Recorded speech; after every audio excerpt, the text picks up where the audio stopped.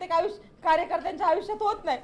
मी हे सगळं जगत असताना आणि संघर्ष करत असताना अनेक कार्यकर्ते पाहिलेत की ज्यांना मोठं होता येत नाही, पदापर्यंत जाता येत नाही, निवडणुकीच्या यंत्रणेमध्ये काम करता येत नाही, पण मी नेहमीच महिलांचा, शेतकऱ्यांचा, शेतमजुरांचा आवाज बुलंद करण्याचं काम केलं।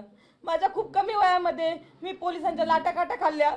अक्षरशः मी ज्यावेळेस माझ्यावर गुन्हे दाखल व्हायचे त्यावेळेस मी पोलीस स्टेशनला 5-5 तास 2-2 दिवस मी संडास बाथरूमच्या बाहेर झोपलेली आहे। आणि अनेक वेळा न्यायालयामध्ये ज्यावेळेस आपण शेतकरी गुन्ह्यावर काम करतो तर त्यावेळेस ते वकिलाचे पैसे भरण्यासाठी, न्यायालयाचे पैसे भरण्यासाठी सुद्धा माझ्या खिशेमध्ये पैसे नसायचे, पण अशा परिस्थितीमध्ये त्यांचा आवाज बुलंद केला।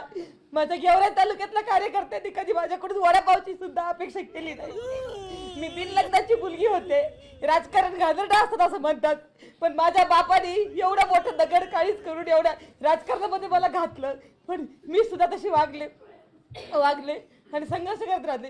पुढे छत्रपती संभाजीराजांच्या आशीर्वादानं मराठा क्रांती मोर्चामध्ये आम्ही काम करत असताना संभाजीराजांनी आम्हाला एकत्रित आणलं आणि त्या ठिकाणी आमचं लग्न झालं। लग्नानंतर सुद्धा एकही दिवस नवीन नवरी म्हणून मी राहिले नाही। मी दुसऱ्या दिवशी प्रभागाच्या बाहेर पडले, त्यांच्या लोकांसाठी काम करायला लागले, पण हे सगळं करत असताना माझ्याकडून चुका होतात। माझ्या आयुष्यामध्ये माझं पूर्ण आयुष्य शेतकरी विरुद्ध कारखानदार यांच्या संघर्षामध्ये गेलेलं आहे आणि आज इथं मी खेड्यातली मुलगी शहरात आल्यानंतर 360 डिग्रीमध्ये माझं आयुष्य पूर्ण चेंज झालेलं आहे। माझा लढा मागचा शेतकऱ्यांसाठी होता, पण या पुणे शहरामध्ये आणि या शहरामध्ये शेतकरीच नाहीत, तर ही मुवमेंट सगळी लक्ष घेण्यामध्ये माझ्याकडून काही चुका घडल्या असतील। लग्नानंतर आम्ही 20-23 दिवसानंतर काश्मीरला गेलेलो होतो, तिथं हल्ला झाला।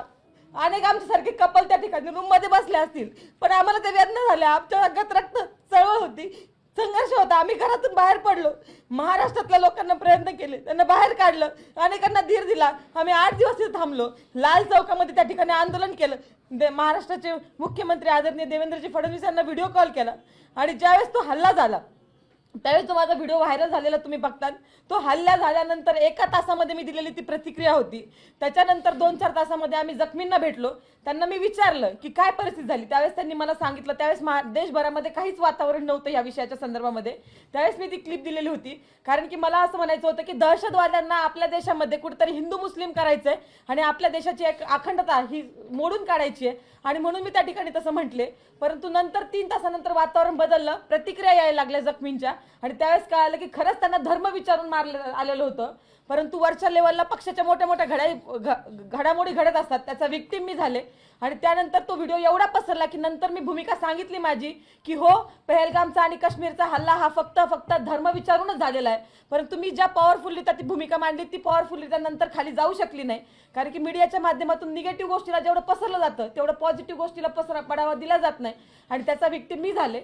आणि सोशल मीडियाच्या माध्यमातून त्याचा विक्टिम मी झाले, आणि त्याच्यामुळे ही सगळी घटना घडली। माझी भूमिका तिथपर्यंत पोहोचू शकली नाही, अनेकांना गैरसमज निर्माण झाले। आज पुन्हा मी प्रभाग क्रमांक 1 आणि 2 ची तयारी करत असताना सहन होत नाही की सामान्य घरचे मुलं की हे इथपर्यंत जात आहेत, लढतायत, उमेदवारी आणतात, हे अनेकांना सहन होत नाही।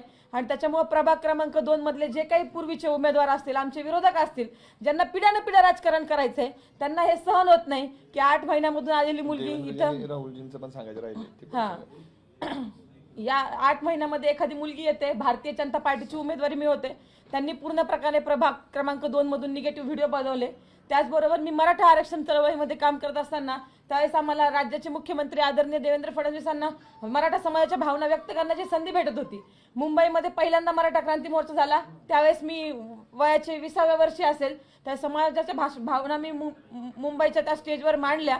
त्यावेळेस माझ्याकडून समाजाच्या भावनेच्या व्यतिरिक्त आदरणीय देवेंद्रजी फडणवीस यांच्याबद्दल खालच्या भाषेमध्ये एकही शब्द बोलला गेला नव्हता, पण कुणीतरी एक मुलगी होती क्रांती मोर्चातली, तिच्या तोंडातून असं वाक्य गेलेलं आहे की देवेंद्र फडणवीस साहेब, मी मराठा आरक्षण मागते, तुमची बायको मागत नाही। तर हे वाक्य माझ्या